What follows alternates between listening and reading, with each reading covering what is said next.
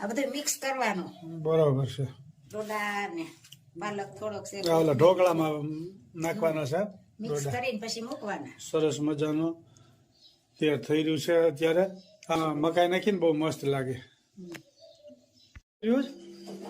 ઢોકળા પલાળવાના છે. હા હા ઈ ઓલા આ તો વિલાયતી. વિલાયતી.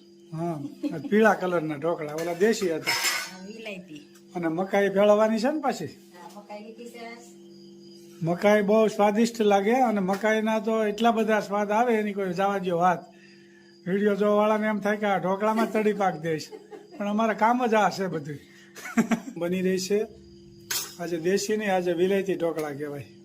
હળદર, ખમણ, નિમક અને એમાં મેથી નાખવાની થોડી. આમાં મેથીના પાન પણ નાખી શકાય. એમાં 3 ચાલિયા ચોખા ને 1 ચાલિયો ચણાની દાળ એ રીતે દળવાનું. અને પલાળીને કરવા હોય ને તો એ રીતે પલાળવાનું. બરોબર. તો દળીને જ બનાવી છે. બહેનો ખાસ રેસીપી જોઈજો. આ બધું અમે આ રીતનું બનાવીએ છીએ. કઈ કઈ રીતનું ભેળવ્યું છે આમાં, પણ એટલો બધો સ્વાદ આવે એની વાત જવા દઈએ. આમ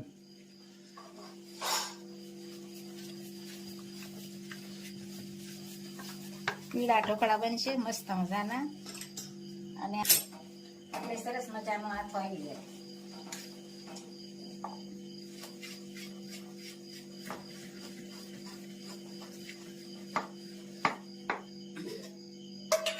આમાં પાણી, ગરમ પાણી અને છાશ નાખવાની. ખૂબ સરસ મજાના ઢોકળા બની રહ્યા છે ભાઈ. ભોજન ઢોકળા ભાવતા હોય કેમ કરશો. હમણાં તે અમારે ઢોકળા ઉપર જ હાલે છે. 4-5 ઢોકળા સાંભળી જાય. નહીં મસ્ત બને છે, એટલે સ્વાદિષ્ટ બને છે, ખાવાની મજા આવે.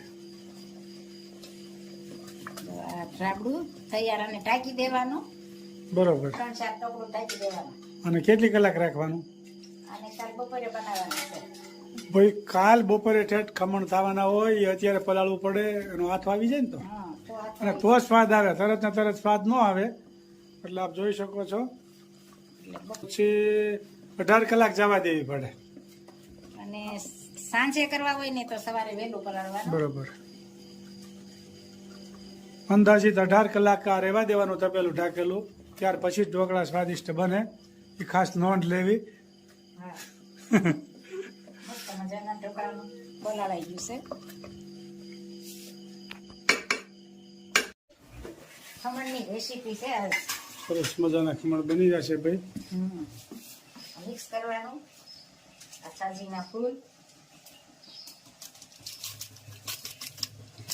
અને લીંબુનો રસ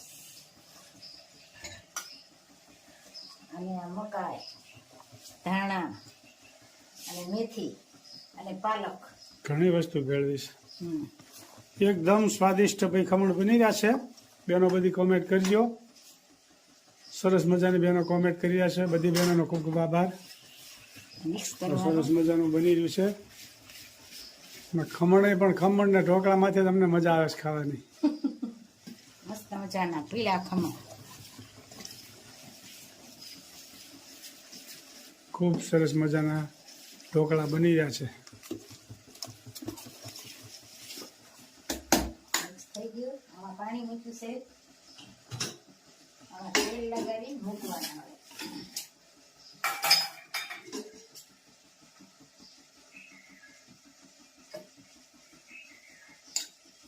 સરસ મજાના ખમણ બનશે. ભાવતા હોય તો કોમેન્ટ કરજો. હમણાં તો અમારે તાજા ખમણ જ થાય. 4-5 બેન વેચી દે. હા આવું બધું લીલોતરી હોય એટલે સારા લાગે.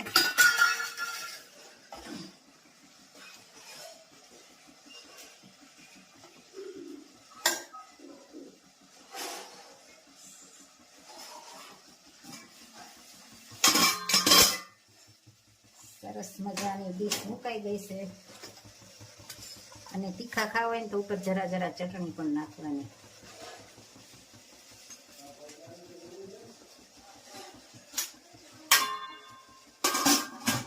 સરસ મજાના ખમણ હવે થોડી જ વારમાં તૈયાર થઈ જાય.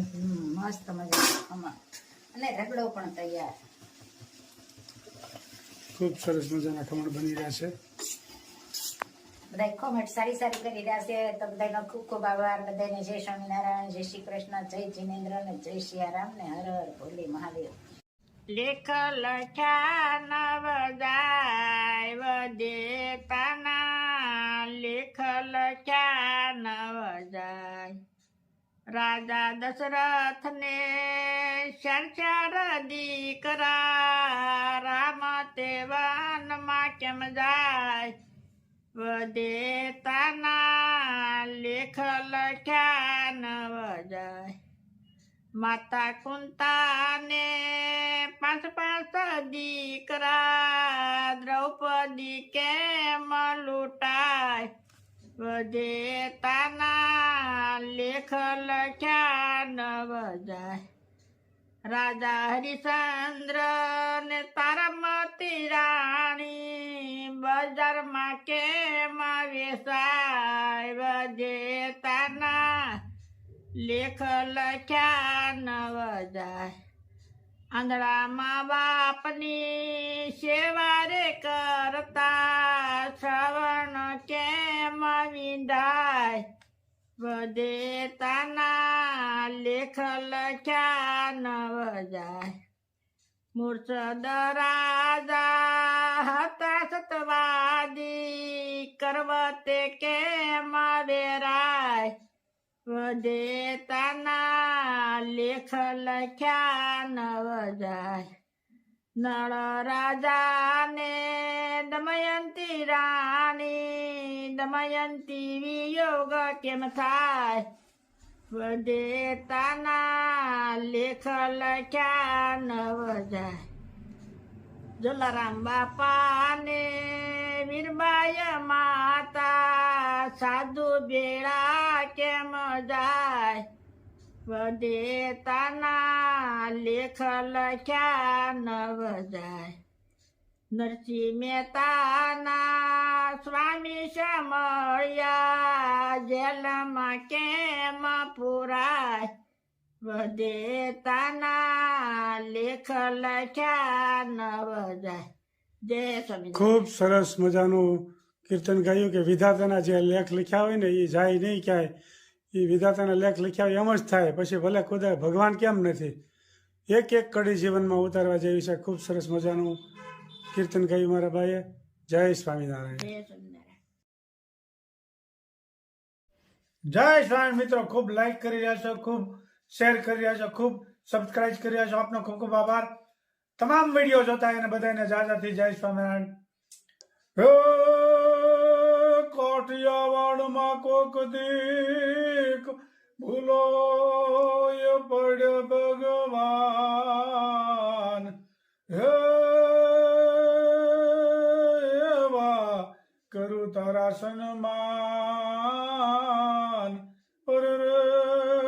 તને સ્વર્ગે ભૂલાવી દઉં શામળા. આ તો કાઠિયાવાડ કહેવાય બાપા.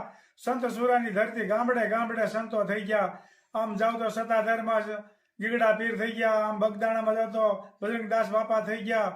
આમ વીરપુર જાવ તો જલારામ બાપા થઈ ગયા. ચલાળામાં દાન મહારાજ થઈ ગયા. પછી આયા આપણે ગંગા સતી પાનભાઈ સમઢિયાળા. સંત સુરાની ધરતી કહેવાય. આ તો કરમની કઠણાઈ એવી છે, ગામડા ખાલી થવા મળ્યા છે. આ ખેતી કોઈને કરવી નથી, અને ખેતીમાં કદાચ રહી તો છોકરાના સંબંધ થતા નથી.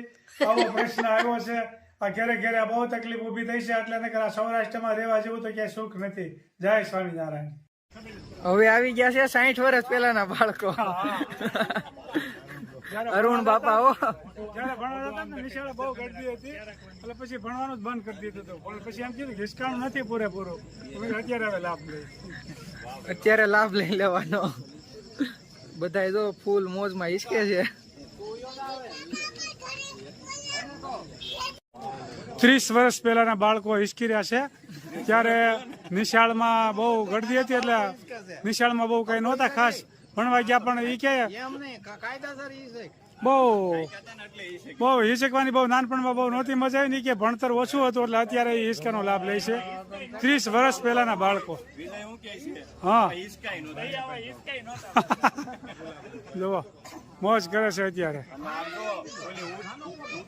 બેઠકમાં એકલા બેઠા છે